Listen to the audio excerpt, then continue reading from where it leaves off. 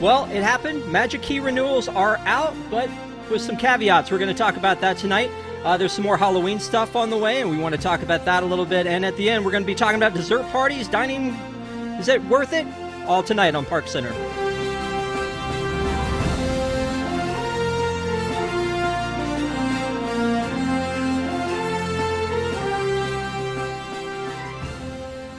Welcome to ParksCenter for August 21st, 2022. I'm your host, Rob Whiteside. Thank you guys so much for being with us. As always, if you have not already subscribed to WDWNT TV, please do so. And please give this video a thumbs up as it helps people to find us.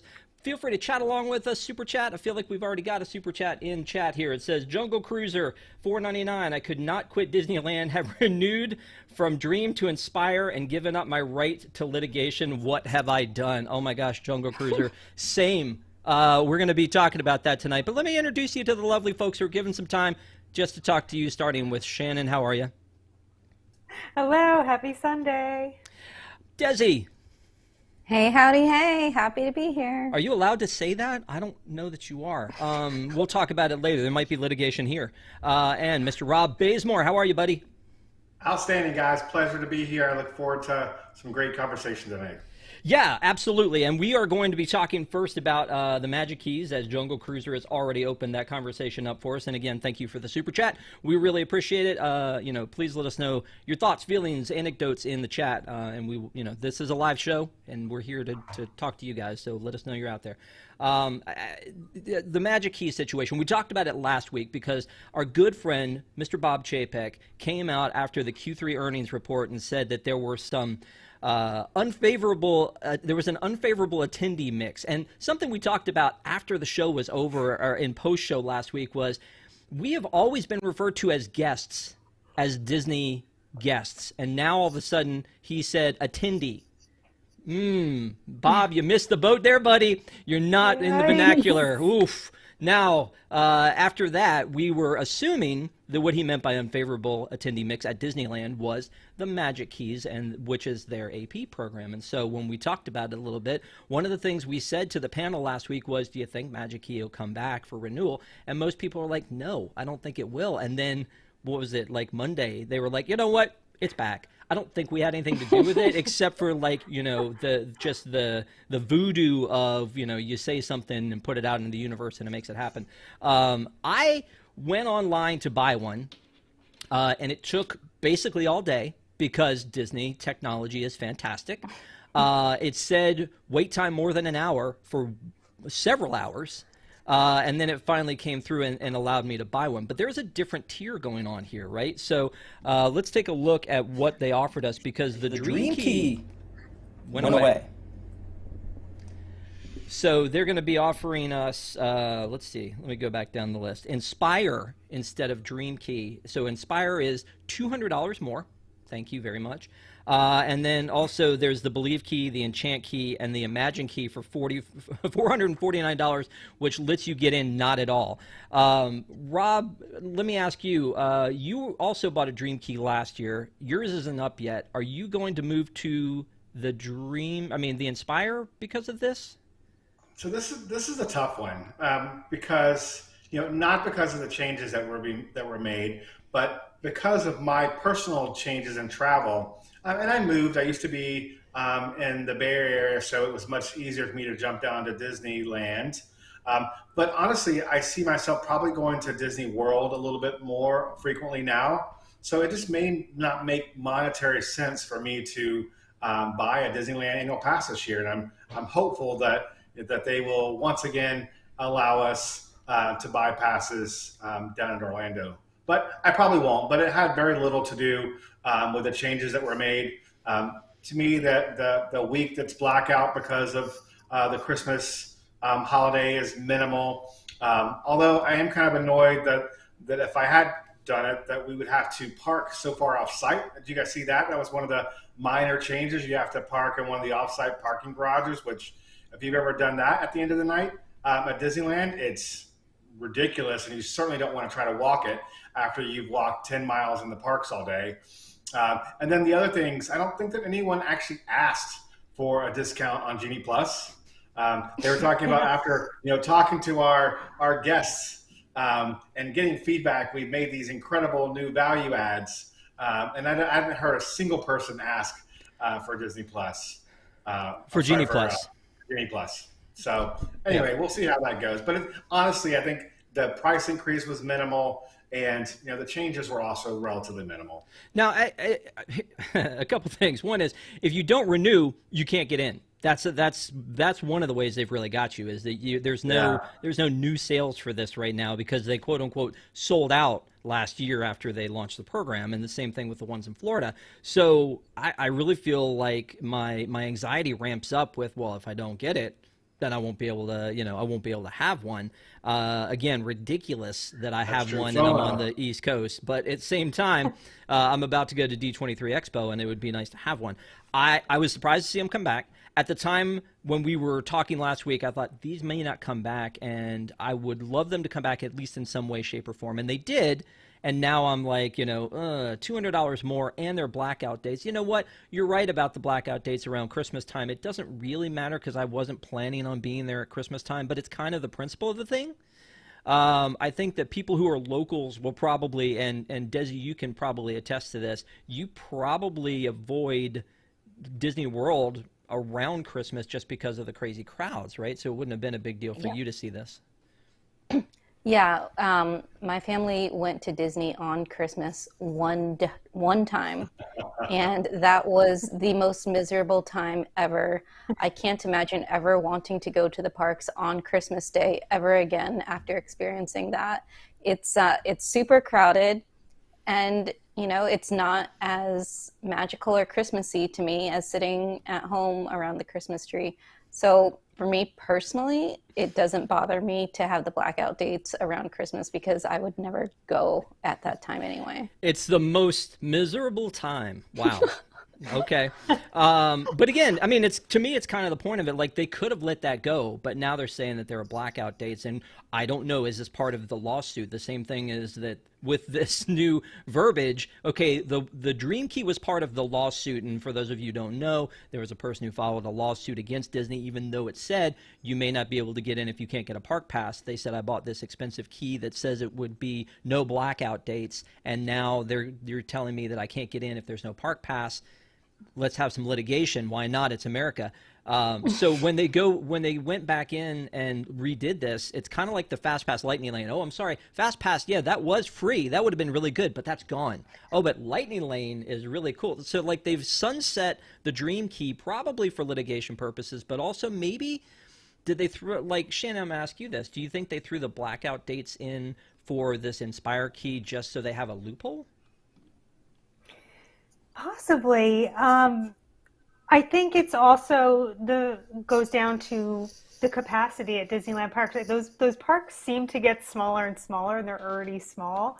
More people are starting to travel to those parks from further away. Like, I know for me, I've been there one time, however, because I live very far, but I'm really wanting to go back more and more. So maybe that's also part of the problem, and why they're starting to have to block out those dates, especially around the holidays, when everyone knows they're the most miserable, busiest time of year at the Disney parks. Yeah, I'm going to try something here and see if this, I think we've got it. Let's see. All right, cool. So here is the breakdown. So Inspire, which is the new key, you get free standard parking. Now, Rob, is this the one you're saying is like far away? Yeah, you actually have to, it's one of the, I forget the name of the parking garage, but it's off-site. Is the name of the parking garage LAX?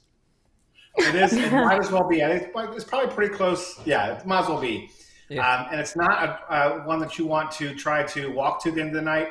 And there's buses that take you instead of the trams. And the buses fill up so quickly and just move by.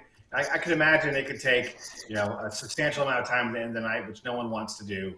I think they're probably counting on people upcharging, and those of us who just don't want to walk will pay for the other parking garage. But it was just another annoying thing that they did. Yeah, so again, let's take a look back at this. So 20% off merchandise, we like that. 15% off select food and beverage, which is good. Unlimited photo pass digital downloads coming soon. I don't know why that's a coming soon. I don't know what they have to, what meeting they have to figure out what that's going to be, because the technology already exists. And then 20% off Genie when purchased the same day after entering the park. So Rob, you mentioned this, and you're like, who asked for this? Me, kind of. You know what? When I go out there again, because I'm not local, I have to make the best use of my time out there. And so when they had Max Pass, at first the idea of paid Fast Pass angered me, and then I used Max Pass, and I was like, okay, I get this. This makes sense. It was like $15, and you got photo downloads, and you could, you know, use it in both parks, et cetera, et cetera. That was actually, you know, I felt like a cool thing because you could get that highest key, and that which was an annual pass at the time. You got that highest annual pass, and it included Max Pass, which was great. I would love it if there was an add-on offer that would give me a flat rate on Genie Plus and not this discount, because the discount is 20%, but it's more expensive in California for Genie Plus, which still takes it down to $16, which is still $1 more than we're paying in Florida for it. So fuzzy math, fuzzy at all. So let me ask you this. Let me go back to Shannon on this one, because these changes that they have here for the Magic Keys, do you, as an annual pass holder for Florida, have any concerns that maybe some of this stuff may trickle into the renewal process in Florida?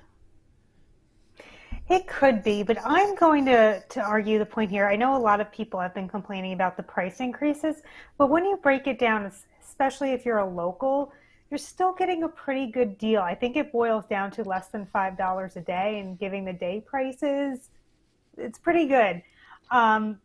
But, you know, I'm sad about the unlimited Disney Photo Passes. That's something we had in Florida AP that they took away from us. So maybe it's promising that we'd get that back eventually. The Genie Plus was definitely a bit confusing to me, because at first I saw it, they said, oh, that's cool. And then I was like, wait, do local people really pay for Genie Plus? Right. I think of myself. You know, I'm an AP holder, but I go enough that I don't feel I need Genie Plus. So is that an incentive to get me to buy it? It's all very confusing. It's misdirection. What? That can't be right. It does sometimes seem like a 1990s like cell phone plan sometimes when you're looking at these passes and what they offer and what they don't. So the blackout dates for the Inspire key, as we talked about, were December. So it's December 21st through January 1st, and that's it. That's fine. I mean, again, I don't see myself going during that time, but they didn't have to tell me that I can't go during that time, because now it just makes me feel weird about that. I agree with you about the pricing. I don't think, like, again, for $200 more for this other ticket, and then they're throwing in the digital downloads. If you were to buy an Incredipass in Florida, you would have to pay $100 extra to get that Photo Pass option. So they're kind of taking that out of the equation by putting this in. I can deal. I mean, it's a lot of money. $15.99 for an annual pass for one person. Okay, that's a lot of money. Family of four, good Lord and butter. That's crippling. That's you know, that's Rob's Star Cruiser vacation. You know, right there for just annual passes. So I'm glad it came back. I'm not complaining about that at all. I'm glad that came back. The next question, though, is like the renewal thing. Desi, do you think, and this is completely guessing, I'm sure, but do you think that at some point maybe they'll open this back up for everyone to buy one, or you think that they're just trying to appease the people who already had one? Well, I have a conspiracy theory that the only reason they opened up the Magic Keys was because they wanted to sell popcorn buckets. So I do think that eventually they will open them back up in Florida. But I also think that it probably just depends on cash flow. If they are looking like they need a quick influx of cash to meet their quarterly earnings minimum, then maybe that's when they're going to open them up again. I don't see PhotoPass coming back as being included when they're already charging us. And I know I pay extra for mine, although I only pay extra for mine single. I don't pay that for my husband. So I don't know, maybe they would, but the thing that really makes me scared is if they take away our free parking, because then because I'm already paying so much in gas driving from Tampa to Orlando each time, that I can't imagine also paying for parking on top of everything else I'm paying for in the park. That's a great point. Yeah, I mean, that change in Florida would be devastating. Plus, they have the blessing of size, so they don't need to worry about parking as much, right? I mean, even if you end up having to park at the very back of the Magic Kingdom lot and spend half your day hiking to the TTC, it's still better than having to pay for it. But when you were talking about popcorn buckets, I assume you meant the Magic Key Holder popcorn bucket because Yes. Yes, please. Pretty nice. You know what? It is, and they don't really do this kind of thing in Florida, like this AP specific stuff. And while I already have a popcorn bucket that in the dark looks like this because it's the Mickey ear balloon, I need this one. I just do. It's so pretty. It is so pretty. So let's talk about the verbiage a little bit for the Magic Key, because one of the things we talked about briefly was they basically made you, as Jungle Cruiser said, made you sign away the idea that you would have any rights to litigation before they let you buy a new one. I don't have a problem with that. Does anybody here have a problem with that? Yeah. See, I mean, yeah, exactly. Why bother? Yeah, well, exactly. I mean, I hate park passes. We've talked about that a million times. I hate park reservations. Yeah. I do not like that. Don't care for it. But at the same time, if they're going to continue with them, then that's part of the like the understanding we have with them when we buy these. The second thing, though, was there was some verbiage that said renewals were open but not guaranteed. Rob, what does that mean that they're not guaranteed? Do you think everybody who has the option to renew, they might run out, or specific keys? Well, obviously, they're not going to run out, but they may choose to cap the number of keys, because when you look at it, they're doing a revenue by day scenario, and they're factoring that into where they have blackouts. So during those peak holidays where they know they have a significant number of day pass buyers, they're going to want to restrict the number of APs that can come into the park during those days. And that probably lines up very closely with what the blackout periods are. So I can imagine if they get very close to having a maximum number of people in the park on peak holiday times, they'll restrict the APs that will have access to that. Okay. Because that was one of the things that was actually, again, my anxiety ramped up. They were like, oh, you know what? Only people who renew. Well, I better renew. And then, they could run out. Well, I better give you my money really fast. And some people talked about in the comments last week after our show, like, if you guys don't like it, then don't do it. Well, the problem is I'm hooked into Disney. And Patrick, our good friend Patrick Hackett last week, said that he was too invested. And that's kind of the way we are. Like Rob B and I both have, like, and so does Patrick, DVC.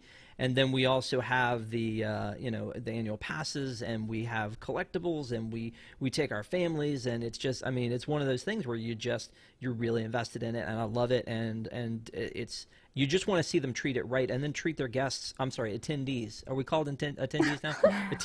Treat your attendees correctly, and don't take advantage of them. And that's really kind of the same. The philosophy I think we want the company to have towards us. We know it's a company.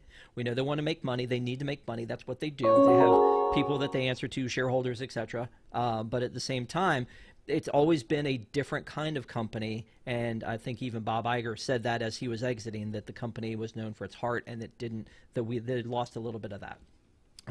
So before I get final thoughts from you guys, they're talking in chat, and I think it was Luke that said in 6 years, he predicts APs will be $2,000 plus. I don't think it's going to take 6 years.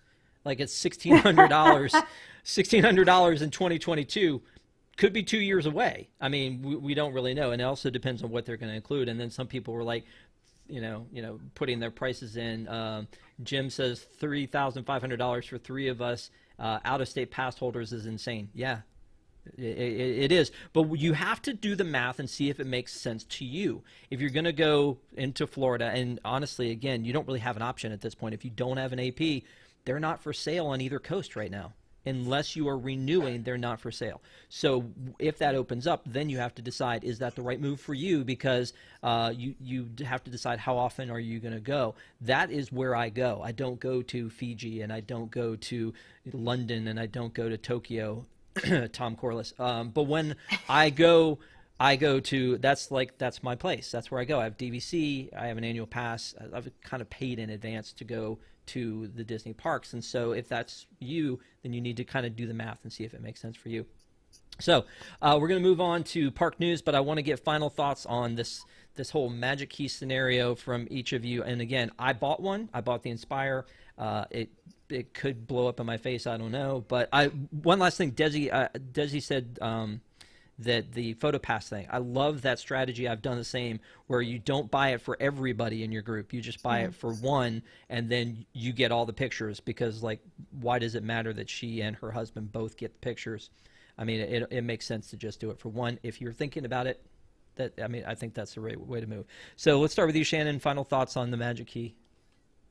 Yeah, final thoughts. I am definitely the fish on the hook, like a lot of others are. I bought an AP for Walt Disney World before the pandemic, only expecting to use it the 1 year, but then it became this rare thing that I had to keep renewing, and now they have me, and it's something that other people can't have, and it makes you special. So I'm happy for the people who have their Magic Keys and were able to renew. I think it's a step in the right direction, but I hope everyone gets the opportunity to get their APs again soon who don't already have it. Yep. No, agree. Desi, we'll come to you next. These California prices are crazy. If we had these prices here in Florida, I would probably not be an AP. I'm already considering possibly dropping, at least maybe dropping my husband next year, because of the cost when we have 2 3-year-olds next year, and it's 4 tickets at that cost for Florida prices is already crazy. I don't know how people in California do it. Yeah, absolutely. And Rob Bazemore. I think you've talked me in. I think I'm now renewing my AP. The more I think about it, I'm like, what happens if they don't let me renew? And I'm not going there that much next year, but the following year I want to go more, and I don't have an AP.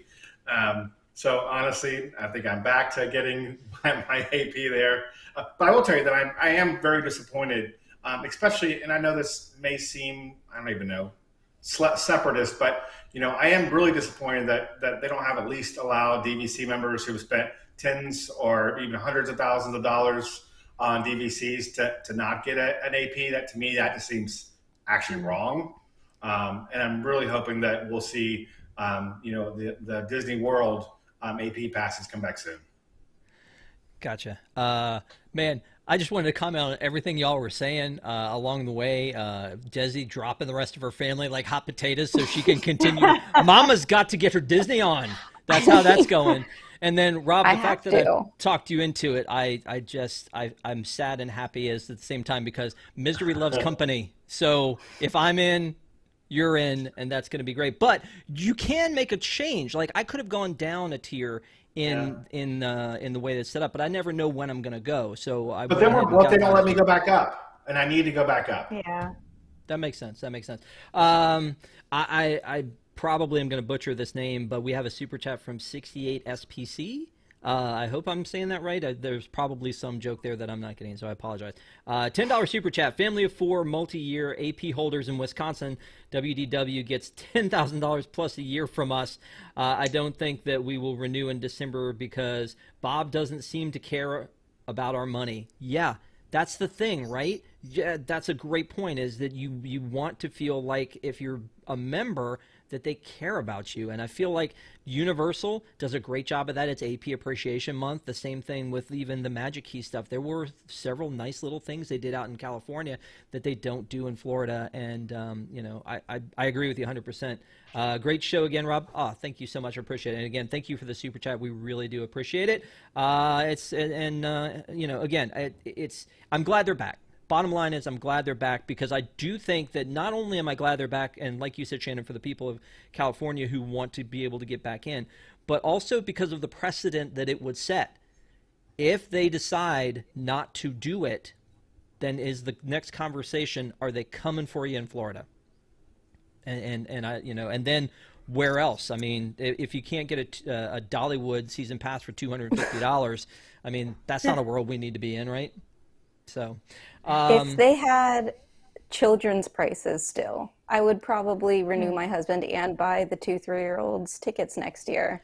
But the fact that I have to pay adult prices for my 3-year-olds seems crazy to me. Well, not only children prices, but what we've talked about with Rob and I doing DVC is that they used to do a DVC discount. and they didn't. And on top of that, something we didn't even talk about the Magic Key is there wasn't a renewal price. There was just a price. Oh. Right?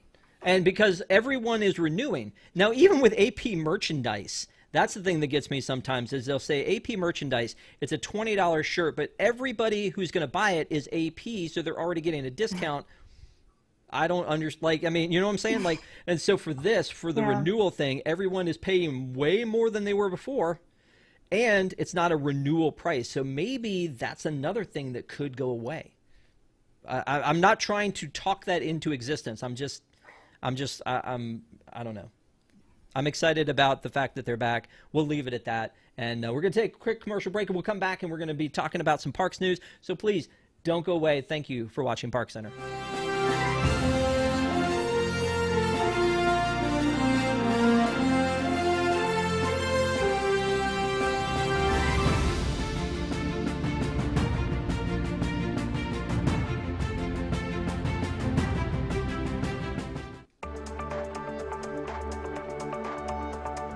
Welcome to News Today with Universal Parks News Today. I'm Tom Corliss. Here now the news.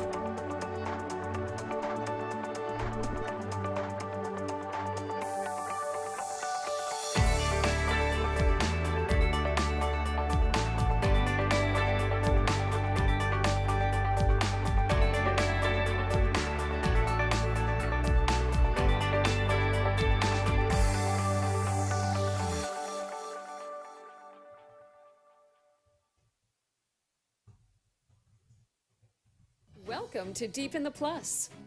Each week, join host Rob Whiteside as he and a panel of Disney superfans take a different movie or TV show from the Disney Plus catalog. They'll tell you its history, details, and give their review, so you'll know if it's worth your time. Current shows, classic movies, and everything in between. Watch Deep in the Plus live Wednesday nights at 9 Eastern for new episodes, or catch Deep in the Plus anytime on YouTube on WDWNT TV.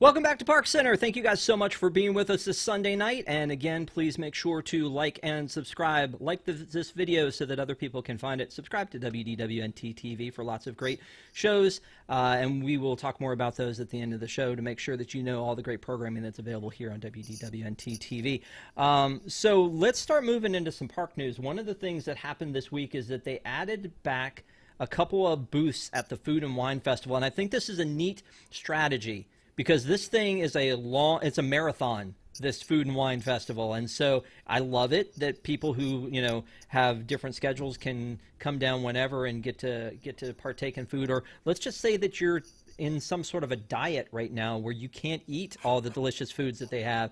At least that there's going to be a little bit. I'm talking about Desi. Sorry, folks, if you didn't know that. But Desi, you've been looking at this food, and I think you said you've been kind of like planning out like your meals that once you can get off your diet, you're going to be eating. What kind of stuff have you seen in here that you're really excited about? I think there's like a macadamia cake at Hawaii that looked really good. The pho from the noodle booth looked really good. I'm excited about all of that. Also, the Aulani sunrise sounds delicious, right up my alley. The only thing that I think is weird is that Aulani is on the side of the island that gets sunsets, not sunrises.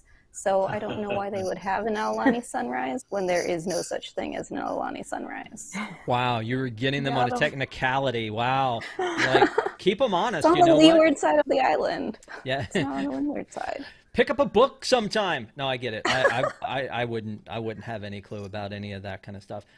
Shannon, are you planning a trip down during Food and Wine and any of the stuff that they've just rolled out? What do you think of them rolling out stuff mid-festival?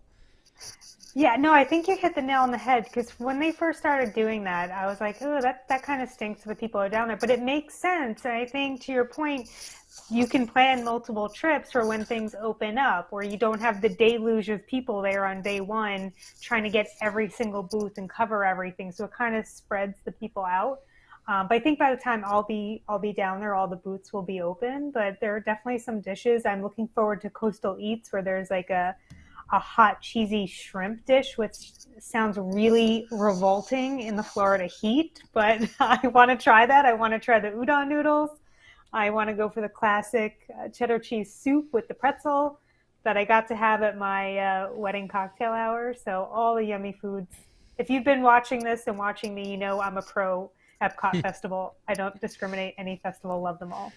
A pro. Okay. Well, you know what? This Coastal Eats thing, though, the review we've got on WDWNT.com says mediocre seafood from the 2022 Epcot International Food and Wine Festival. And then to your point about the Florida heat, like looking at this and holding this plate up in the Florida heat of seafood looks like a super big mistake. But you know what? Good for you. Yeah. Good for you if that's the way that... It looks like a stomach ache, yeah. Yeah, but exactly. Food and Wine goes to like November, right? So it does. By the time it ends, maybe it'll be good to eat. Yeah, no, you're right. I mean, and again, we do it.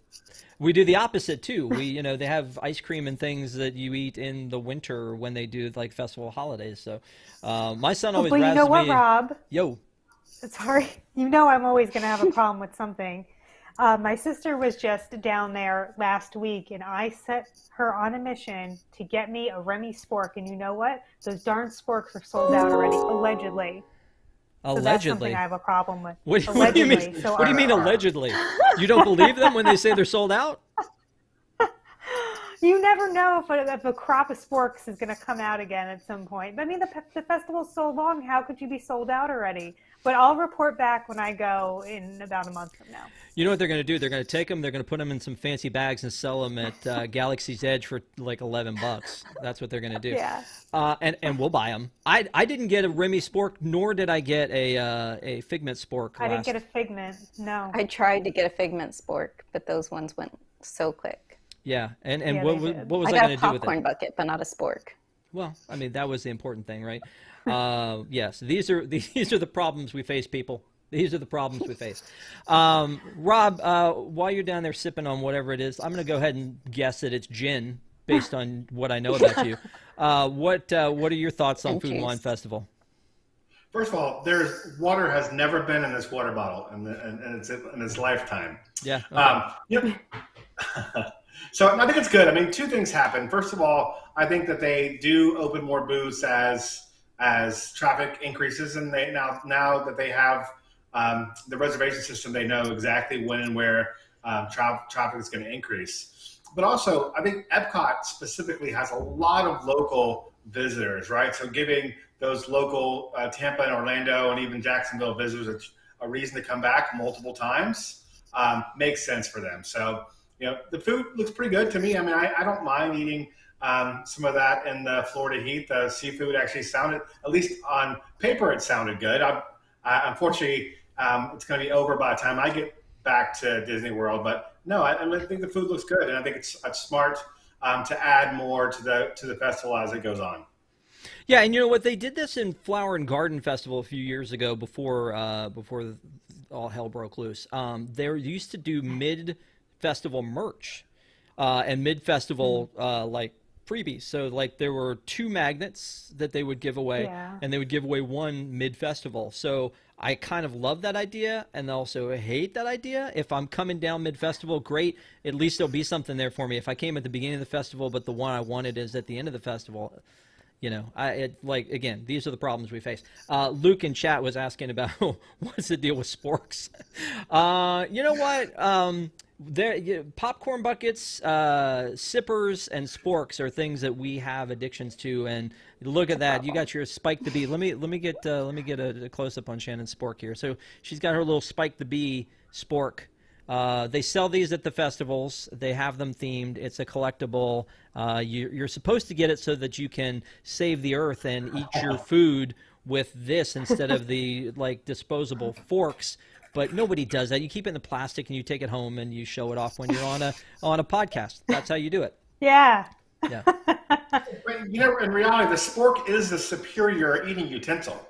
I don't know why it's not the mainstream eating utensil. We all start off with sporks in grade school, and it is the MacGyver of eating utensils. And we actually have some metal nice sporks that we use sometimes. That you stole from Galaxy's Edge. Great, good job.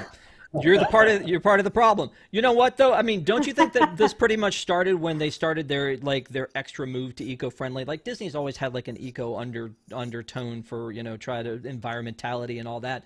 But there were a few years ago where they stopped using the plastic straws, started using paper, started using the recyclable bags, and I think that seems like about the time where the spork showed up. And again, do you guys?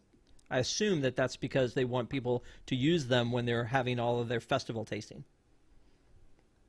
Or they just want the money. I think they just want to make money. Yeah, let's just leave it at that. Let's not give them any credit for saving the world. Let's just go back to that. Speaking of saving the world, the Guardians of the Galaxy have a comic book. I love the fact that, okay, so first of all, I'm a comic book nerd. I mean, it stands to reason with all the other manias that I have. But so I used to there was a point where I would get 40 titles a month. But that sounds, again, like a me problem. But when Marvel became part of Disney, I love that they started doing these crossover with the park comic books. And so there was like a series about the Tiki Room, and there was a series about Figment, and then, and the Dream Finder. That was a really cool series.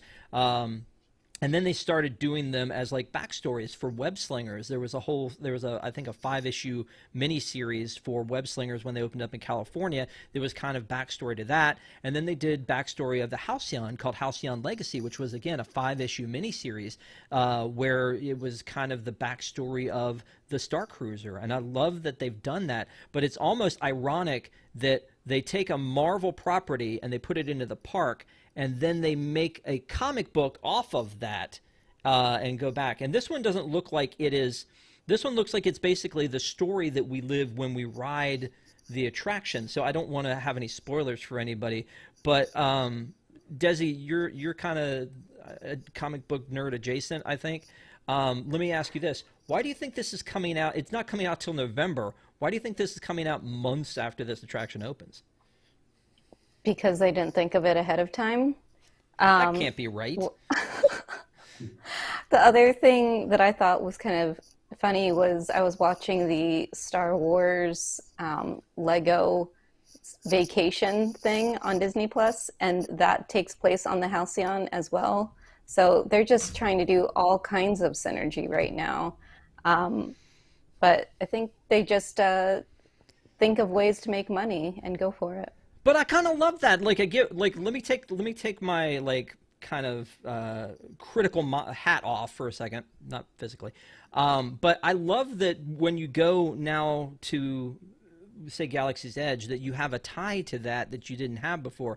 It's dumb, but I love when they talk about Doc Ondar in Han Solo in the Solo movie. I love that kind of a tie-in. So that's like, they're looping the worlds together that I love, and I think that's a neat thing. So yeah, you're right, they are making money, but I do think it's kind of silly that it took so long, because the Halcyon stuff came out, I think, around the same time, or maybe even before the Halcyon actually happened or opened. Yeah. And the same thing with Web Slingers. Like I still have those Web Slingers comics in a stack waiting to be read, because I wanted to ride Web Slingers before I read the comic book, because I didn't want there to be any spoilers.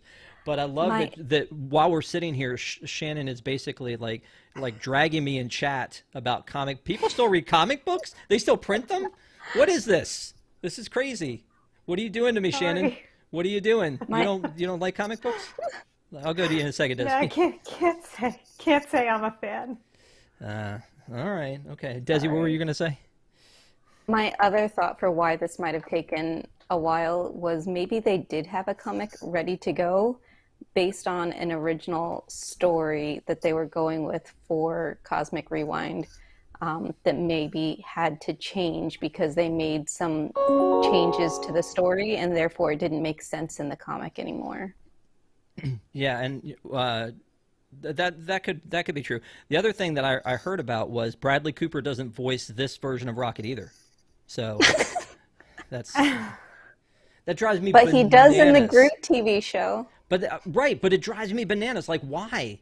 Why couldn't they have just, I mean, in a world where we can send an audio file via email, why? Yeah, really. Why would they have come with another voice for, I don't know. It bothers me. It bothers me. Hey, Rob, are there any movies or shows that there could be a tie-in that maybe something would be spoiled if it comes out on November 2nd, before November 2nd? I mean, as far as movies go, Wakanda Forever is coming out in November, and then as far as the TV shows go, I mean, we're in the middle of She-Hulk, and then, yeah, I don't, not that I know of. I mean, the I Am Groot is out. There's a holiday special coming out for the Guardians, and then Guardians 3 doesn't come out till what, next year? So I don't know, but I'm gonna get it. I'm gonna buy it. So you know what? Maybe I'll get an extra copy for Shannon, since I need to convince her that comic books are still a thing and they exist.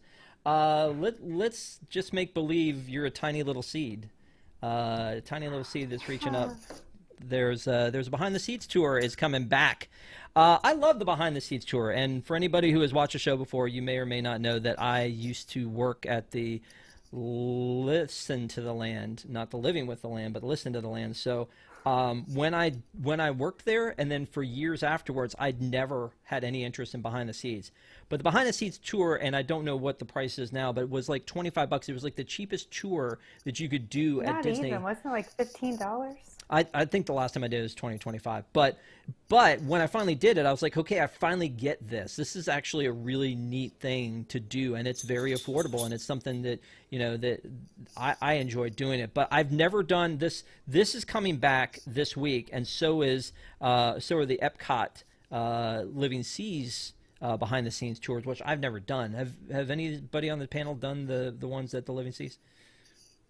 No, but I've kicked I've always myself wanted for years. Yeah. So one of you know who did the one behind the scenes? Topanga. Yeah. Yep. So there was an episode of Boy Meets World, which is ridiculous. I love that. But there was an episode where, like, you know, Sean and Corey like sleep overnight in the log at Splash Mountain. You can't do that. But in that episode, she goes behind the scenes at the seas and does like the dolphin thing. So there's the behind the seats tour that happens at the land, and if you haven't done that before, I would encourage you to do that. Again, very affordable tour. Do not steal the cucumbers. They hate that. And then when you go over to the seas, I would love to do one of these, but there are two of them. There's one that you actually have to be scuba certified to do. And then there's another one that's like kind of an in-depth with the dolphins, which I think would be great to do. So, Rob, have you done any of these tours?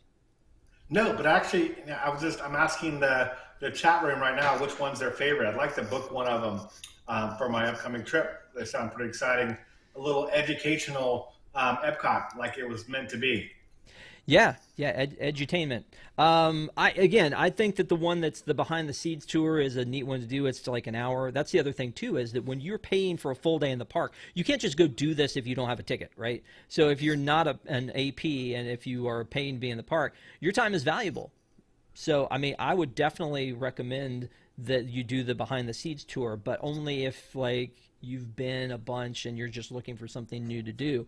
But this is another thing that they're bringing back that I had forgotten that hadn't come back yet. So every time we talk about this, something else comes back. I'm like, oh yeah, that too. So we're getting more and more back to some semblance of what 2019 was as far as what's open. Ship-shaped salon.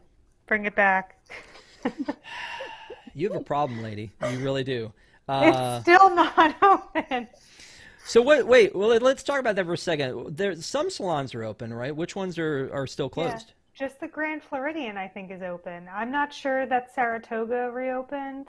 Maybe someone will be able to correct me in the chat, but ShipShape has not reopened, and there's no idea when it's going to. Okay. Well, once it does, maybe you can recommend a good spa when they're all open for me and Rob B to go to together. Because I think that would be freaking adorable. The Four Seasons is the one you want to go to, Rob. There's not even a comparison. Oh, you've been without me. No. How dare you? It's a very nice spa, actually. Well, good for you. I'm very happy for you. Have you also been on the Star Cruiser recently and not told me? I have not. I've not gotten there yet, but I'm working on it. Oh boy. Well, I mean, it'll all depend on if you end up getting talked into this magic key. So let's talk about some project updates. And the reason that I lumped these together, because the Moana Journey of Water and Tron have a lot of things in common. One is they're hardly ever talked about.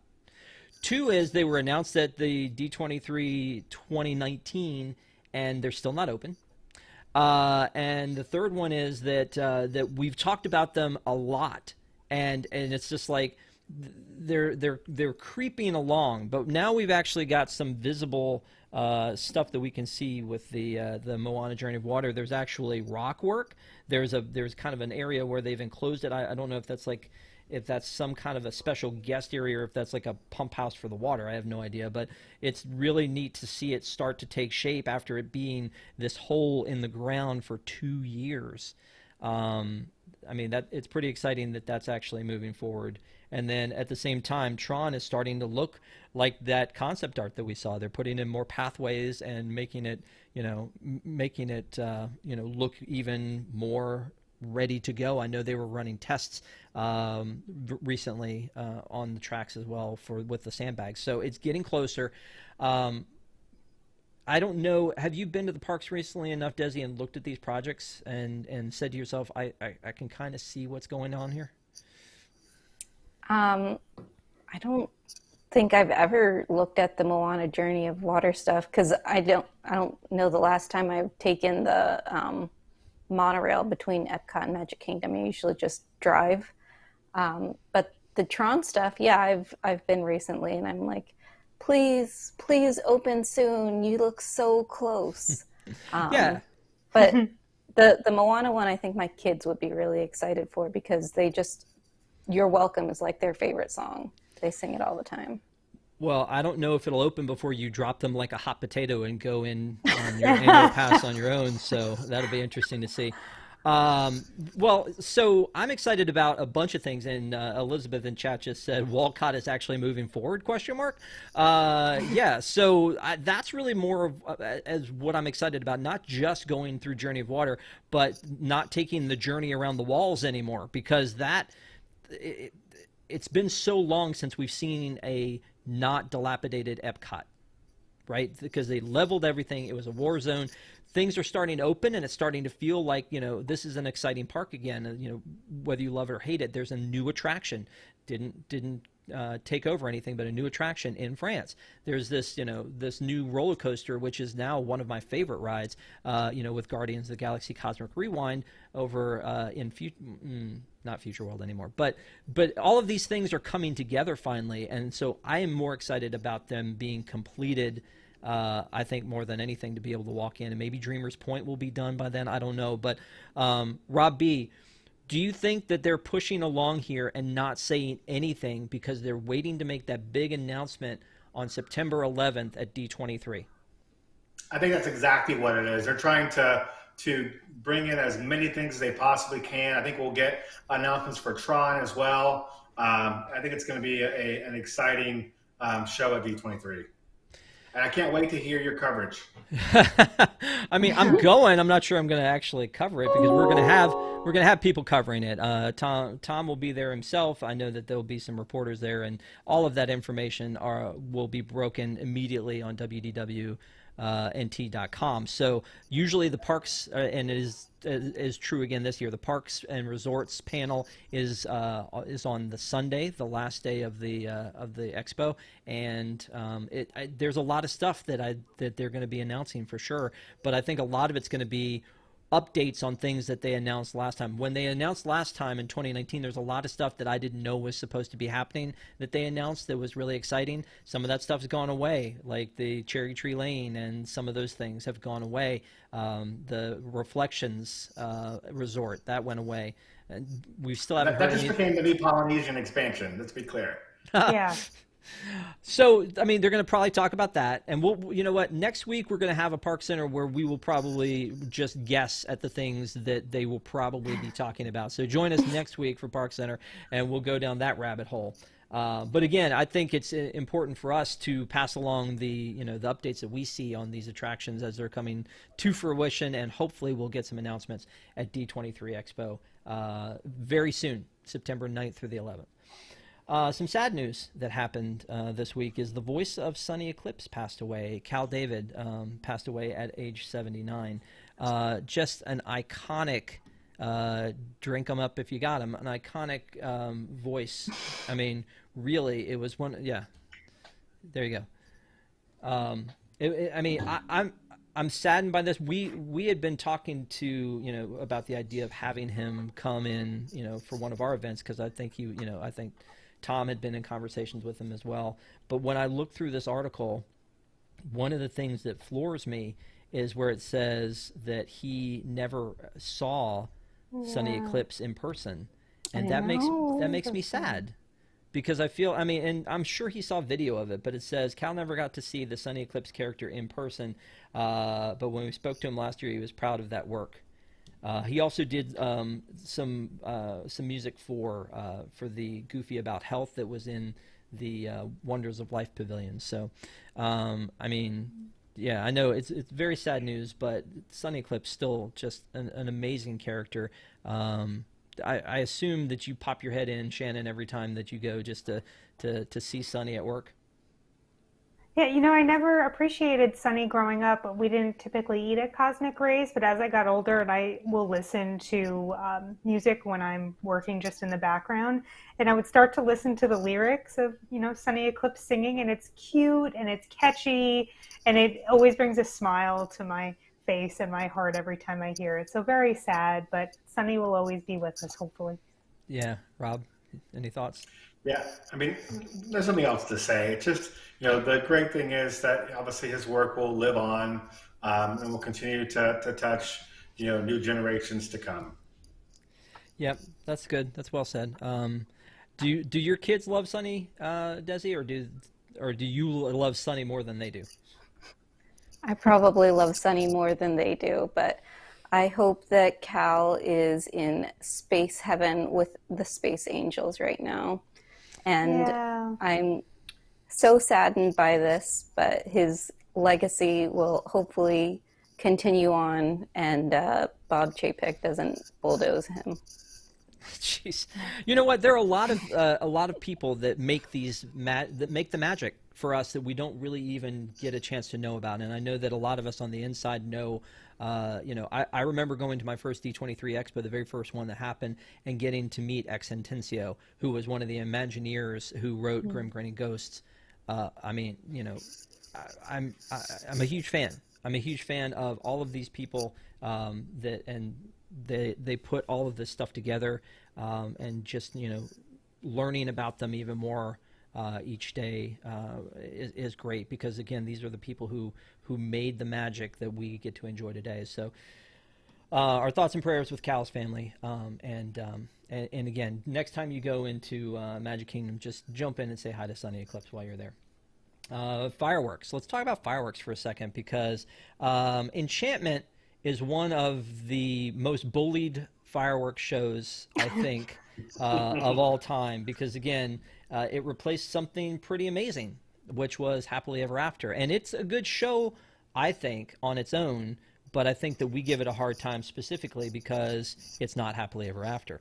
So when I go back in and hear things about this, my mind starts to race. So let me just share the information that, first of all, we heard that there was going to be late night fireworks testing on August 16th. So that was a few days ago. The day afterwards, we were told that Enchantment was going to use archival footage of Walt and Roy projected to properly celebrate Walt Disney World's 50th. So I think a lot of us feel like that Enchantment should have been a 50th show. Do you agree, Rob? We'll start with you, Desi. What do you think? Jordan Fisher thinks that Enchantment should just be a 50th anniversary show. I think there are elements of Enchantment that if they brought Happily Ever After back, it would be nice to keep some of that from Enchantment. But the music from Happily is really what sets it apart. But I really love this idea of having projections of Walt and Roy on the castle. I think it's what's needed for the 50th. Yeah, no, I agree.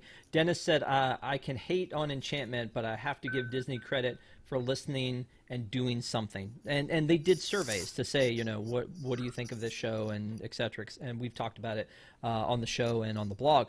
When I go back and think about this, though, I'm wondering if they put these 50th elements in, Shannon, does it make it easier for them to claim this was always supposed to be a 50th event and then pull it and put Happily back? I think so, for sure. I mean, I think the people have spoken that it's not a great show. I know for me personally, I've seen Enchantment through YouTube videos, but I've never watched it in person. I never really cared to. This is something that's going to draw me in and kind of put the 50th to rest and, give that honor to Walt and Roy. Yeah, one of the other things is that I don't think the 50th, for me personally, has had enough of the history in it. Like, I love the merch lines. The merch lines have been great with the logo, the 50th anniversary logoed merchandise that's out and all that other stuff, and the Orange Bird and the old school and the retro. I've loved the merch stuff, but I don't think there's been enough celebration in entertainment of the 50th, and we launched a whole bunch of like the beacons and new shows, and Kite Tales and Harmonious and Enchantment all launched on October 1st, 2021, and had nothing to do with the 50th. Nothing. I mean, it's like why do it? Remy launched on the 50th. The Beacons launched on the 50th. Why do it then? If there's not going to be some nod to what you're doing, they put in these 50th statues. Yeah, Bruni means what to the 50 years of Walt Disney World? Bruni is in no attraction. Like, I mean, why? So, I mean, I love the fact that they're doing this, but in the back of my head, where I go, Disney, what are you up to? I think to myself, does this mean if they're making it a kind of a 50th event now, Enchantment, which it should have been all along, does that mean now they have more reason and more credibility when they go, you know what, that was just for the 50th. Welcome back happily ever after. I don't know. First of all, I completely disagree with you. We shouldn't give them any credit for doing something at the very end of it. The fact that they created a survey and they surveyed everyone, and a year later made this obvious change to the program. They don't get it. They don't get credit for that. That's ridiculous. The only point I would make is that we are coming up on Disney's 100th, so maybe this is something for the 100th to really celebrate Roy and Walt as part of that celebration. Okay. I love that you disagree that I give them credit. Okay. Yeah, they deserve no credit. Fair. Let's move on. There again, things that they've been bringing back that this is something that came back. This shop came back after the parks reopened. So I don't know why I didn't know why they closed it again until our article, and it does make sense. So this used to be a sweet shop and on the corner of Sunset and Hollywood. And then they opened it up as a Toy Story gift shop eventually because they didn't have one in Toy Story. I don't know if y'all knew that. We only talked about it all the time, but they decided instead of making an Al's Toy Barn, they would just, gut this place and put in some Buzz Lightyear dolls. And now they had it closed since November 21st. And the article makes sense that there is a stock shortage. And that makes a lot of sense to me, that if you can't get enough merchandise in to fill the stores, why keep them all open? But anything that's closed makes me sad. I feel like that it kind of takes away from, honestly, it takes away from it a little bit when there are things that are like, for all purposes boarded up. I don't know if this matters to anybody else, so I'll throw it to Desi. What do you think? Do you think this is cool that this is finally opened up? Do you care? I'm glad it's finally opened up. I don't think that not having enough merch is a good enough reason to keep it closed, because some of the other shops felt crowded at times. Why not just put stuff on the shelves and leave it open so that, people don't feel like they're on top of each other all the time while they're shopping? And it's not like, oh, well, this shop is specifically for this and that shop is specifically for that all the time, because the stuff that's supposed to be just in Galaxy's Edge, I can see in other stores too. So just put stuff in multiple shops so that people can shop without being on top of each other. That's what I think. Okay. One fun thing about Does it say deliver? What? Yeah, it does. I just saw it does. It says be liver. Oh.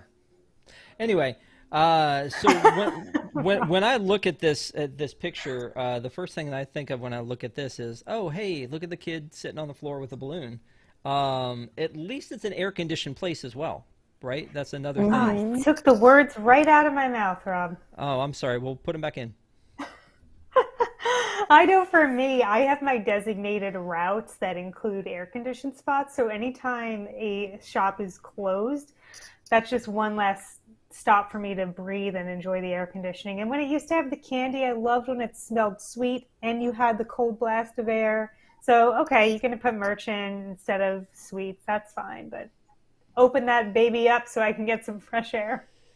Well, I mean, and even the air that blows out of the doors is better than nothing, right? Yeah. Okay. Well, we'll move on to the next one because I have questions about this. So there's a new merch line. There was a merch line not long ago about popcorn, like a popcorn merch line that I thought, okay, that's interesting. Apparently, it also smelled like popcorn. There's a new merch line that is all about the Mickey Premium bars. So there's a Loungefly backpack, and there are some Crocs and some Spirit jerseys. So I don't know what to think about this. So is this something that anybody here asked for? And then also, is this something that you're going to buy? I feel like this is really more of a Rob question. Especially the Crocs. Only if I can get those little charms you can get hanging off of them with Mickey ears on them as well. You know what this is? This is 100% a cash grab. They have a lot of data that says anytime they launch a new backpack or a new Spirit jersey, that they will get X amount of dollars because there are Disney fans who will just buy every single one of them. So this is really just about selling new products, new IP. I don't even know you would even call this an IP, but they just know there's going to be a lift every time they release a new collection of these specific products. Yeah, I would say, first of all, I love that Dennis said in chat, that chalk drip. Okay, yeah. Get that drip. So anyway, when I look at this, though, the one thing that occurred to me was, remember when we used to do this, but we used to do it with colors? Yeah. Like how many years? Yeah. How many years made more sense? But how many? Do you think that made more sense? How long did that go on, though? I mean, the colors. I am much more likely to buy a Spirit jersey in a solid, pretty color than I am with this. I'm sorry, the drip is not my thing. Also, I probably would never buy Crocs in general, but I'm certainly not buying ice cream Crocs. I'm much more likely to buy something that's a solid color than anything with this on it. Although I will say that it still looks nicer than that hot mess of a yellow map Crocs that they had previously. I mean, okay. I mean, at least the map though was the retro thing. This one, I don't know that anybody has that's kind of affection towards these things. And I know do they that smell? I own Crocs the smell? Mickey Waffles wallet. Does it smell like a waffle? No, it doesn't. It's just out of my reach. But I think it's cute. I don't like the fact that it smells. I think it's a little weird. But I think the snack merch is cute. I love food. Okay. Well, I mean, if people buy it, they buy it. I mean, they've done the pretzel thing, they've done the popcorn thing, and what was the one you just said? Waffles. The waffles, yeah. So I mean, if people are gonna buy it, that's great. I look at it as, again, like the color thing, where it was like the rose gold and then the whatever the blue was, and then just every little new merch line that they're gonna do. So yeah, exciting stuff. Let's move on then to the weekly rap sheet. So I'm gonna give you guys a choice. We've got two stories here, which one of them is so complicated that I had to read through it 3 times. Like, what was really happening here? And when the title is, man states he was punched by young boys after telling them he has brain cancer. Others say he assaulted a minor at Toy Story Mania ride in Walt Disney World. Well, that just rolls off the tongue, doesn't it? I mean, and even with that title, it doesn't explain everything that happened here. And it seems like that they're like we're eyewitnesses from both sides of the fence on this one. So that was one of the stories. The second one was a little bit more strange. It was and of course we sensationalized it by putting a juice box and some chocolate bars and a gun up here. but you know, I mean, you can't blame us. So 15-year-old boy found carrying a handgun between juice boxes and candy bars at Walt Disney World. Well, of course he did. You know, so these are stories that we get. You know, they go into the blog. We share them with you guys because they're like it's like a train wreck. You got to stop and see what's going on with them. The one with the kid and the gun is pretty interesting too. But Shannon, pick one. Which one do you want to talk about? I actually read the one with the juice boxes and the handgun. Very. I mean, I don't know what else to say about it other than what kind of stupidity is this that people think they can walk into the park. First of all, you have to say, like, thankfully, Disney, every time these articles come out, the security seems to be successful. So we do have to give them credit there. But yeah, I can't wrap my head around what the hell is going on with these people. Excuse me. What the heck? So it looks like, though, to me, and if I'm following this story correctly, and maybe, Shannon, you can fill in the gaps for me, but if I'm following the story correctly, it looks like that the boy had a backpack that was his sister's Gucci backpack, and that he put his juice box, 15 in a juice box? What are you doing? But anyway, so juice box. Like But it was a stolen handgun. That was the kicker. Right, but they said. But it looked like his sister's. That's like her actual handgun. A green Gucci backpack. We're missing that part. Green Gucci backpack. Yeah, Who's carrying that around? There's a lot of problems, aren't there? Rob, what's the one you want to talk about? This one or the other one? Yeah, I think this one to me is just, you know, some very lack of intelligence. Speechless. People who aren't very smart. I don't want to say, you know. So I think this is just lack of common sense.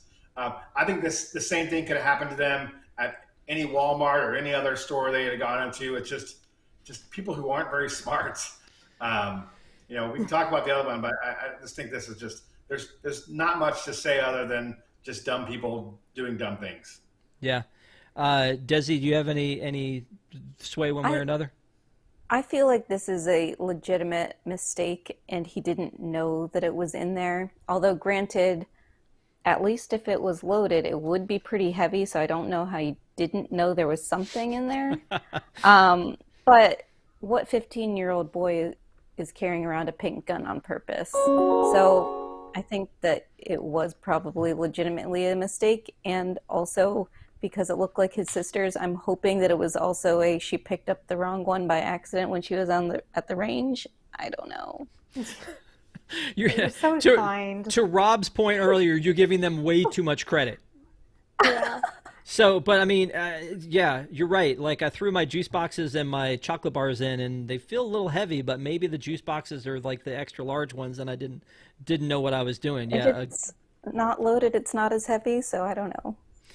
They didn't say it was loaded. Yeah, and the basic gist is that the gun was in there, and it looked like his sister's, but it also was this particular one that looked like his sister's was one that was stolen. Apparently hers was 2 years old, and this one had stolen like in 2021. So a lot of drama with that one. But the article about the man in the Toy Story line was apparently he got into it with two kids who were, you know, basically he had an altercation with them and ended up putting hands on them. You don't ever do that. I don't care how mad they made you. But then blamed them and called the cops over. Right. You don't. No matter how obnoxious they're being, you never lay hands on anybody. That's just the wrong thing to do, and especially a minor. I can't even wrap my head around that. But their justification for them and the trouble they were causing, apparently they jumped over the line to mess with the 3D glasses at Toy Story Mania. apparently they said they were just spreading them out so people could get to them easier. Who's buying that? Who's buying that? That is not something that makes sense. Both those stories are on WDWNT.com. So if you haven't seen them, go check them out and let us know what you think in the comments below, because they are very interesting. Let's move over to Halloween. This particular crew, plus I think Coach was in the Rob Square last time. We talked about the Halloween time coming to the parks, and now it's actually happening. The parties in Florida have already started happening. The ones in California start the beginning of September. So one of the things that we've learned, though, is that the August dates for the Not So Scary Halloween are sold out. As much as we've kind of joked about the fact that it's seemingly too early to be talking about Halloween, people want their Halloween right now. I mean, that seems like obvious. It seems obvious that these things are already sold out. I know, Desi, you were talking about you weren't sure you were going to get to one of the hard-ticketed events for Halloween this year. Did you change your mind on that, or are you still, after you've seen everything? No, hasn't changed your mind? No, I mean, it looks awesome, and if I could afford it, I probably would, but I've just got a lot of expenses right now. Yeah. But it does look fun, and of the hard-ticketed events, I would probably pick the Halloween one over the Christmas one. Well, the biggest question I have for you is, are you going to find a way to get these ears? No. What? I don't like the big logo in the middle. I'm sorry. I like probably the ears by themselves, but without that big circle in the middle. I don't know. It just looks a little tacky for me personally. I'm sure your husband could rip that off for you. It'd be fun. Although it loses its value. By the way, I think that when George Lucas sold the rights of Star Wars to Disney, I think that hardcore Star Wars fans were afraid of stuff like this. Adorable. You're down for that kind of stuff? That Grogu popping out of the pumpkin is so cute, and I'm probably going to buy one. Okay. There was some weird Halloween, or maybe it was a Christmas Yoda that I saw once, and I was like, see, this was the problem. This was the thing that we were worried about happening all along. One thing I would like to... But I need all of the Life Day merchandise. Oh. Yeah. When we're talking about all this Halloween stuff, Rob, I found this one thing that I think that... Are you getting these Halloween? I wonder if I can take the Mickey bar off the Mickey bar crops and put them on this one as well. Maybe I can make it look like Mickey is eating a huge Mickey bar. That would be kind of cool. Sure. Are you getting to the parks for Halloween? No, I did book a Christmas party, but I did not. I'm not going to make it down for Halloween. Gotcha. Okay.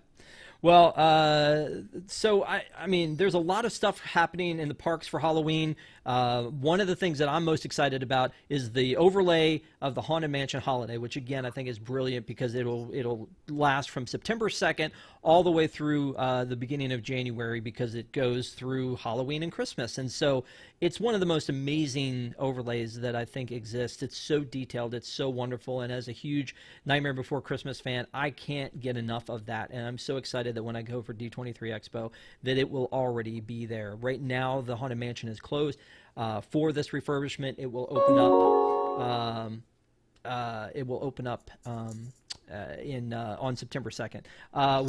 We do have a super chat from WDW Mickey. Thank you so much for the super chat. So is the Christmas party starting in October? I mean, if they had the ability to, they probably would. You know, I mean, I think that's one of those things where, again, as big as the window can be, though, I always appreciate that because of somebody who can't go to the parks every day, that there is a larger window for me to do things. And also I like the fact that when the Christmas party is on, that there's going to be Christmas stuff everywhere. But when it's Halloween, you also get food and wine. That to me is a cool thing when you're going to Florida. So again, WDW Mickey, thank you so much for the super chat. We appreciate you. Let's move on to I didn't know this was a thing. World Princess Week. Did Rob? How come you didn't tell me this was a thing? Yeah, this is one I don't have for you, my friend. I don't even know. It's exciting. It's another. I'm sure there'll be some great swag that'll be associated with it. Some new merch that'll be associated with it. But I got no words here. Yeah, and honestly, I mean, if we're already behind because it started today, and today is Rapunzel Day. So if you didn't somehow aptly celebrate Rapunzel today, I mean, you're falling behind. You got to get with the program. So apparently it is, as I said, World Princess Week, because Disney told me so. There is going to be photo ops, activities, and more for Princess Week 2022. Desi, did I sleep on this last year, or is this what's going on? Every day is Princess Day, in my opinion. I don't recall this ever being a thing before, but maybe I just missed it. Maybe I'm just not a big enough Disney fan to keep up with this kind of news. But yeah, I'd never heard of it before. Excited for Raya to be a princess because she's actually a princess, unlike Mulan, who is the other Asian princess, isn't actually a princess. Although I do like the movie Mulan better than I like Raya and the Last Dragon. Okay.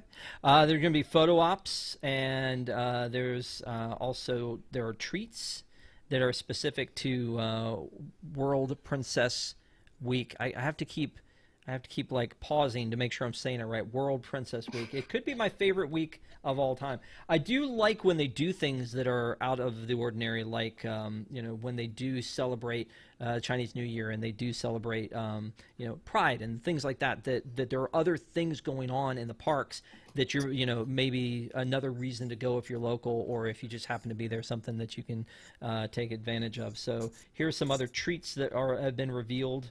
There's going to be, looks like cookies in Epcot. Is that a cookie? Is that a cookie? What is that? That looks pretty amazing. I think it's a lemon-filled cookie. Yeah. So this one I thought was interesting, like the Anna and Elsa together thing. There's just a lot of neat little treats, and I don't hate on that. Like I love the fact that they've introduced something else, but it kind of feels. Shannon, did they make this up? Tell me the truth. This does not excite me or appeal to me. I don't get it.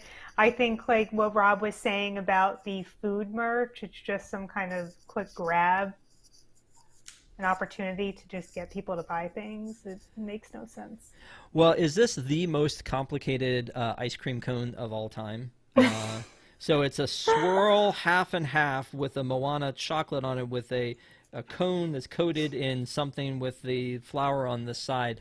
Like, there's no way it comes out looking like that. I'm sorry. I had a Hey Hey cone before, and it did not look like the picture. Although the alien, my Hey Hey cone did. The alien drink is the closest I've ever seen. As a matter of fact, I got one. I was in line with Miss Allison, and we bought one in Tomorrowland at Anti-Gravity's, the little alien sip, like the drink, and we commented that it actually looked better than the picture, which never happens. So it will be interesting to see how all this works out. So anyway, we're going to take another quick break. We're going to come back and we're going to have a final wrap-up discussion about dessert parties and the dining packages that they make available. We're going to talk a little bit about, is it worth the price, what we've done in the past that we really liked. So stick around, and we will be back very soon.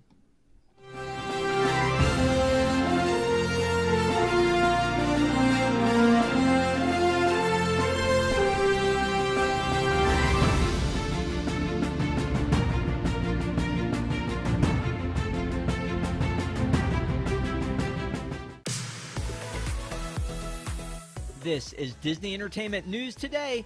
I'm Rob Whiteside, and here now are the top Disney entertainment stories.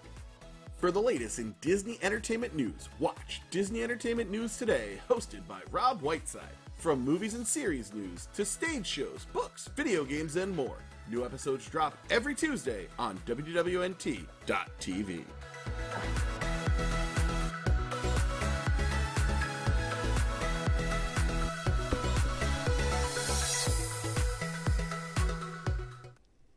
It's time to adjust that set and turn that dial to WDWNT TV, our new channel where some of your favorite programming from the WDW News Today YouTube channel is heading.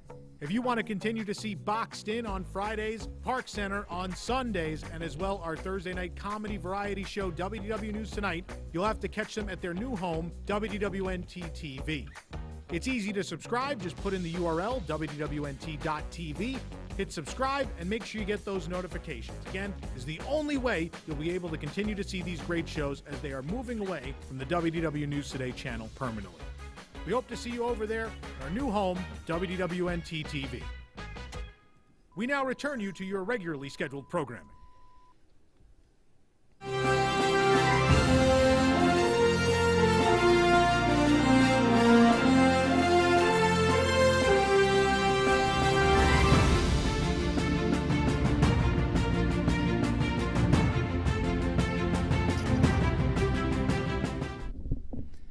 Welcome back to ParksCenter. Thank you guys again so much for being with us on this Sunday night. And if you have not already, please subscribe to WDWNT TV and hit like on this so that people can find it. So one of the things that I feel like we talk about a lot are upcharges and things that cost extra when you go to Disney World or Disneyland. And when it comes to dessert parties and dining packages, I feel like it's targeting your most precious commodity, which is time. And so when you go to a dessert party, it's because you want to be able to see the fireworks from a good vantage point without queuing up 6 hours early. You want to be able to go and have a great experience without being cooped up in a tight line somewhere. So, you know, when it comes to Eat to the Beat, when it comes to the like Jingle Bell, Jingle Bam, the Star Wars fireworks when they were a thing, all of these things usually come with the option for a dessert party. So you can look at it like a Genie Plus sort of a situation or a Lightning Lane where it's pay to play, where you get the opportunity to have a better seat or a better experience because you've paid more money. But I think the question that I have, and I'm going to start with Shannon on this because as everyone knows, Shannon is bougie. Are these experiences worth it to you? This is a loaded question. I think the best part about this show in general is that we get voices and perspectives from people with all different situations. So right now, it's just me, my husband, but my husband doesn't really do the Disney thing. So this isn't important to me. This is not something I do. However, when I was a kid, my sister and I were kids, my parents would take advantage of these. In particular, we would do the Fantasmic dining package, where we'd go to Mama Melrose, and it was pretty good back then, and then you'd get the good seats at Fantasmic. So that's to say, little kids are impatient. They don't like waiting around, so it was convenient. You get a meal, and then you get to go right over to your show and sit down and enjoy the show at a comfortable, leisurely pace. So I think this really depends on your situation. For me right now, not a thing. Well, and Desi, you have two different situations. One is obviously the kids, but the other one is that you're local. So is this something that, in your opinion, is worth it? I have not done it yet. However, since I'm also considering not bringing my husband and kids next year, and because I can't eat anything now, but soon we'll be allowed to start eating things again, I am considering it for later this year when I can eat and drink again and before my kids are old enough that I have to pay for them. So I think that it might be worth it for me at that point where it's like I'm celebrating that I can eat again and also I don't have to pay for my kids. So I think that would probably be worth it for me. So Mama's going by herself with no kids and going to treat herself to a dessert party. No, Wow. Before the kids are too old. So I would take my husband and kids this year. Okay. All right. Mr. B, what are your thoughts? You know, I've had a chance to do the Blue Bayou Fantasmic show, and it was actually really good. Just the fact that we were already paying for dinner. We paid a little bit more to get the package, but not having to line up, you know, an hour before the show and get a good seat was totally worth it. As I said before, I'm going back in December, and I'm really hoping to get a dining package for the Candlelight Processional as well. You know, especially if there's the day that I'm going, if there's going to be a good a good person reading or popular person reading, I think there will be a lot of value in guaranteeing that I'll get in and get a decent space. Yeah, so that was a good one to bring up. Yeah, We absolutely. did that too when we were younger. With the Candlelight Processional? Yeah. And you did a dining package for that, or? Now I'm thinking about it. I don't know if they had dining packages for that back in the day, so I shouldn't speak too soon. Well, and dining packages are one of those things too that are complicated sometimes. If the fireworks one at Magic Kingdom is the one that I think is almost hilarious, because you've got 3 options for the fireworks viewing. You've got the one where you can go have a dessert party and then go out onto the fake grass in the hub and watch the fireworks from a reserved area, which may or may not be good depending on which light pole you're stuck behind. Then there's the other option where you go and you watch first and then you go get dessert, which is great. That's really smart, Disney. You hit them twice. You got the crowd beforehand and the crowd afterwards. That one I think is cheaper. And then you've got the third option, which is the Tomorrowland Terrace seated fireworks and dessert party, which I think is cool because you've got more time to meander around and eat the treats and try to get your money's worth. I've always talked about that with like fireworks and not fireworks, but like after hours parties and eating enough Mickey bars and popcorn to get my money's worth, or trick-or-treating and trying to get enough candy, like to try to justify it to myself about how much more I'm spending on this upcharge. You have that same problem. We talked about this with the dessert parties, is that when there's alcohol involved, then you really feel like if I don't drink, am I getting my money's worth out of that? So I did the Jingle Bell Jingle Bam one, and I think I'm literally the only person that I know that loves that show. But that TV show, Prep and Landing, and its sequel are fantastic. I love them. I love Christmas, and so it was really neat to go do that. And it was at the Chinese theater, and you were in the courtyard, and they had all of these cool, neat things, including like the freeze-dried stuff that they would do, and all these treats, and they had like the cutouts of the characters from the show there, and I thought that was a really neat thing to do. Now, it's one of those things that you don't do like 7 dessert parties while you're there, and it also is one of those things where when you do it, you've really kind of set the bar high. So for Desi, for your point about like doing it before your kids, if you do it once, the next time you go back, you're going to be in the cheap seats. You'll hear nothing but complaints, right? No, my kids go to Disney enough that I don't think they would ever complain, because for them, seeing the fireworks, like, yeah, we see this all the time, this is cool, but I think having something special for them to do, like we ate in Cinderella's royal table and watched the fireworks from inside the castle, and they never complained the next time we saw the fireworks, how come we're not inside the castle watching this? So I don't think they would complain after having the dessert party that they didn't get that again. I think that would just be me then. That's probably the problem.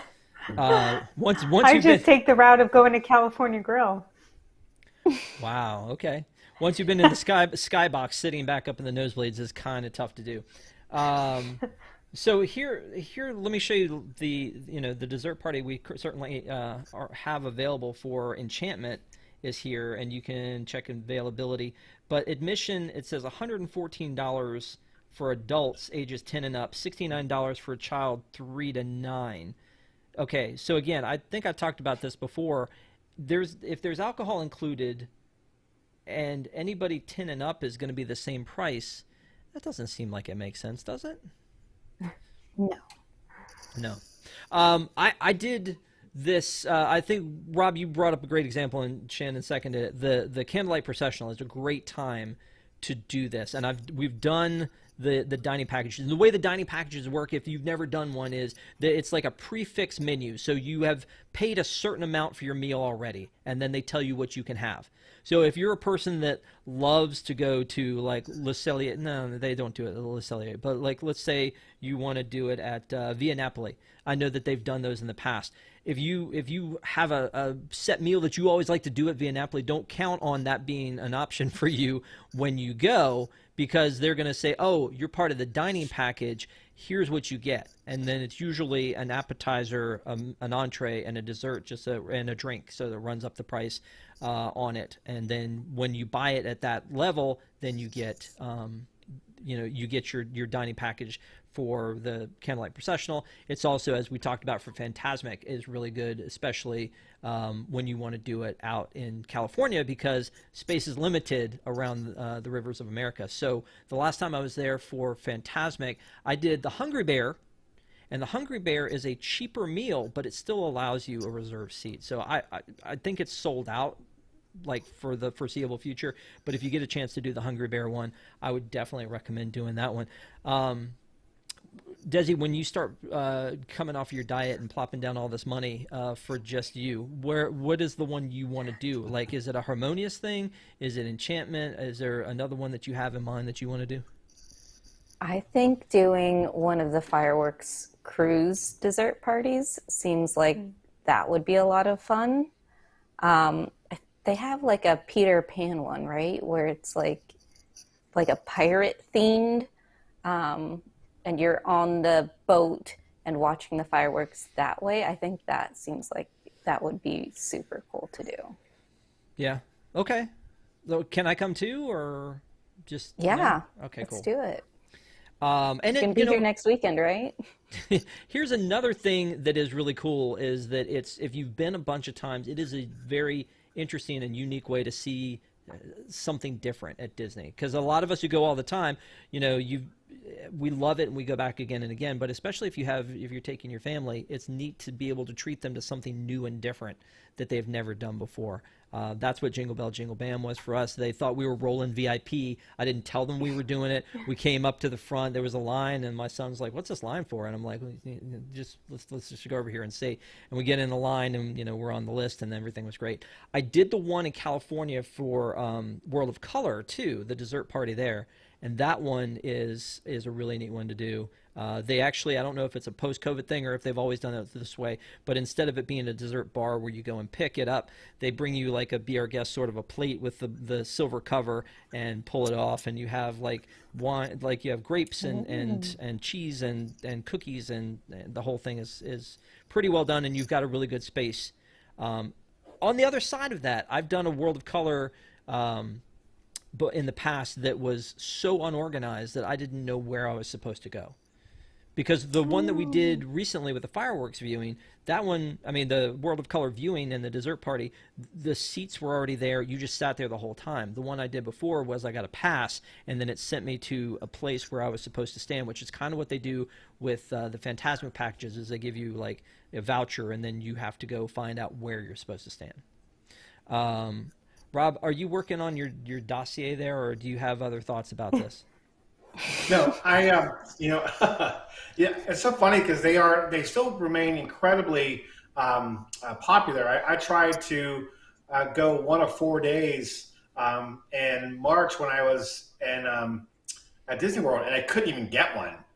So many of these things, if you want to take care of one of the dining packages, you have to be there at the 60-day mark trying to make a plan. So I wouldn't be surprised if they won't. They're going to always have these, and maybe even come up with more creative ways to create new packages. And I would definitely not be surprised, based on popularity, if they don't become significantly more expensive in the future as well. Yeah, here's a look at the website for Disney World under what the dining discovery here. I've actually screwed that up. Hang on a second. So they have several different versions of it. They have stuff for the hard ticket events, which is what we ended up talking about last time, was if you're already paying to go to a hard ticket event like Mickey's Not So Scary, the idea for me of a dessert party during a hard ticket event seems like a double punch in the face. Yeah, I don't think I could do that. Did they announce that? Isn't there going to be one during the Christmas parties? Yeah, yeah, there that is. Seems nuts. Yep. So I've got this back up. So here you can see the Eat to the Beat, which I've done that one before. Which again, you go to Epcot and you can eat at several different places. The Top of the World fireworks viewing at the Contemporary. So they've found a way to monetize that one. The not so spooky spectacular dessert party, that's the one that we're talking about. But as you can see, here's where they have the different versions of it. There's one with the that's at the garden viewing, and then there's one that's at the Tomorrowland Terrace viewing. Here's the one that Desi's going to do, the fireworks, fairy tale fireworks dessert cruise. Yes. Then here's the ones for the Magic Kingdom, where it's the pre-party, and then the seated one, and then the after party. So a lot of different options that are there. And again, like we said, they're going to be doing them for the Candlelight Processional. So be on the lookout for that. Those of you who are looking for Christmas in October, they will probably announce those in October, and you're going to want to go ahead and book those early if you want to get a good seat for that while you're there. So I've actually done that at the American Gardens Theater, gone and done the Eat to the Beat, and was in the front row. I mean, like, talk about rolling VIP. It was for Colin Hay. Anybody here know who that is? Anybody? No? Okay. He was the lead singer of a band called Men at Work. They did It's a Mistake, Down Under, Overkill. Who Can It Be Now? Yeah. So, yeah, and it was really cool to be able to see that from the front row. But even though it was Colin Hay, former lead singer of a band that no one here knows, there were still lines of people waiting to get in. So it was nice to be able to, that was one that mattered to me to go see it. And, I took my son and we had a great time, and it was really neat to be able to sit in the front row to do that. I don't know that you always get to be in the front row, because I've done Candlelight Processional. I've done, I think, twice, maybe 3 times. One of them was Joe Morton from Scandal. He was one of the Candlelight Processional readers, and it rained. Oh no! You don't get your money back. So I mean, we were at the theater. We weren't covered, and it started raining during that, and it was cold and wet and rainy, and we ended up having to run for cover. So anyway, let's wrap this up. I want to get any final thoughts you guys have on this one, dessert party wise, and we'll start with Shannon. Work our way back around. No, honestly, where my head's been at? The fact that we're talking about the new festival booths and the Candlelight Processional. I'm really looking forward to holidays around the world, or the Festival of the Holidays. It's not a festival I've been to, but it's one I really want to go to. And I'm looking forward to all the coverage and conversation about that. Nice. Okay. Robbie. Yeah. As far as the packages go, I find value and definitely in the many of the food packages. I hear, and although I personally haven't done them, I hear that the desserts themselves and the dessert packages are kind of generic, and they look pretty but just taste bland and pure sugar. So if someone wants to do a dessert party, I think it's purely to get the better location to watch a show. But again, the food one, the one that I did at Blue Bayou was really good. And I am very much looking forward to getting a hold of a show for the Candlelight Processional. Well said. Desi? I think it depends on which one you do, whether it's worth it or not. I can't imagine spending all of that money for a hard ticket event and then also paying for a dessert party. But if you, like me, you've already got an annual pass, you already know that, you've got an into the park, then for a special treat, I don't think that having a dessert party is that bad, as long as you don't have a 10-year-old to 20-year-old kid, that it makes it not worth it. Yeah, no, I agree. I think that, for me, the dining packages have more value than the dessert parties, because you're already going to have a nice meal, maybe. And if you are, for just a little bit more and the prefix, you can get a VIP seating for an event you want to see. So to me, the dining packages make more sense because you're already going to be eating. The problem I've run into with dessert parties in the past is that it's hard to control the hunger of your family. And if they decide they want to eat at 7 o'clock and you have a dessert party at 9 o'clock, no one's eating dessert. That's just going to be a thing. And to have paid that much money in advance, you can't go, oh, let's just cancel. You've already committed. That's the other thing. You have to prepay for all of these. So, you can cancel, I think it's up to 24 or 48 hours in advance, which is like normal for dining. But you have to pay in advance for these. And so when you do, if you don't cancel it ahead of time, then you're going to be stuck having that meal which is a little bit different than your normal, like, hey, we made an ADR, but we couldn't make it, so we went to the desk and asked them if we could cancel, or we try to move it till tomorrow.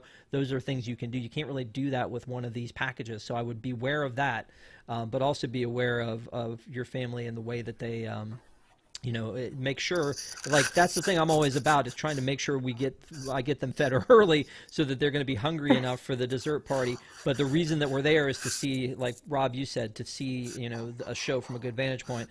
My son and I did the dessert party at the World of Color, but when we did it, he wanted to eat at the Pim's Test Kitchen because he had never been before. We went and ate there. He had the chicken sandwich and the pretzel and the chocolate bar and a fruit drink, and guess who wasn't hungry for desserts? A couple hours later. So after some words, he put them in a box, which was nice that they could do that, and then they took them back to the hotel. That is nice. Let them sit in the refrigerator after we left. It was great. But again, I think that the dining package is the one that makes the most sense. I definitely would say if you're going to do Fantasmic at Disneyland and you can flip or treat yourself, do the one there for that, because even though you're going to be like kind of cramped in there, you're going to have a great viewing of that show. And that's a really good one to do. But again, once this is over, please leave us comments. We would love to know what your experiences have been with dessert parties, dining packages, how you feel about it. Please, just a reminder, this is not the dining plan. Disney dining plan, not back. Dining packages, you can spend all your money all day on that one. So. One final note is I want to say thank you to all our WIGS members. We love our WIGS, WDWNT Interglobe Society. That is our Patreon program. If you would like more information on that, go to patreon.com/WDWNT. And also next week, as I mentioned, we're going to be for ParksCenter talking about D23 Expo and the things that we expect to be announced at D23 Expo. And so we'll have that conversation, and then we'll be off for 2 weeks because it's going to be Labor Day and then Expo. So please join us next Sunday night, 9 p.m. Also, don't forget to tune in for Deep in the Plus this Wednesday night, because Coach is going to be on. Everyone has requested it to do Confessions of a Teenage Drama Queen. And then I believe we may have another boxed in coming on Friday night. So thank you guys for being here on the panel. You guys are great. Shannon, thanks for staying up past your bedtime.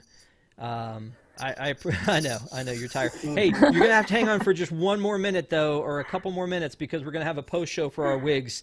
They deserve it, so we're gonna have to hang out and talk to them for a little while. So thank you guys so much. Have a great week, and we will see you next time. Bye.